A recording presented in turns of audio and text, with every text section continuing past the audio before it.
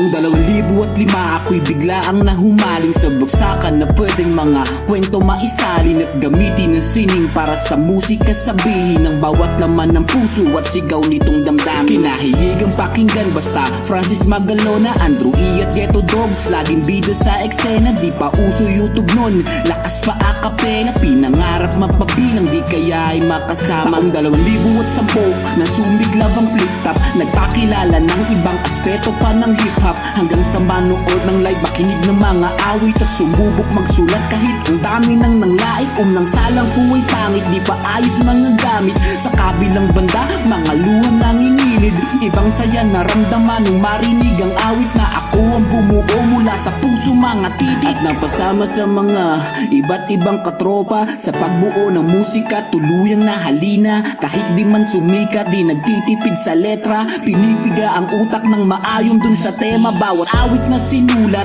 may pinagugutan, mga papuri at mensaheng dagdag para pasipagan. Mga tropang sumuporta, di man to kagalingan ay ambag kung bakit ako'y kapag sinimulang lapatan. Halos ayaw ka ng tigilan, takbuhan at sigawan. Pagbarado ang dibdib, ikaw nagsisilbing hingahan. Pahingahan ka sa tuwing utak di malaman at namalayang nagdala sa akin ng kaginhawahan. Di kalaunan tila ba, ayaw ka ng samahan, mas gusto ng makinig at manood na lamang. Di na kayang sabayan mga bagsak mo at tugtugan at tuluyan ng mikropono ay akin ang iwanan. Kuling awit na buong gabing aking pinagpuyatan, taas noong nakangiting ikay aking iwanan. Ang bag mo sa aking buhay ay hindi matatawaran. Paalam musika, isang malaking karangalan.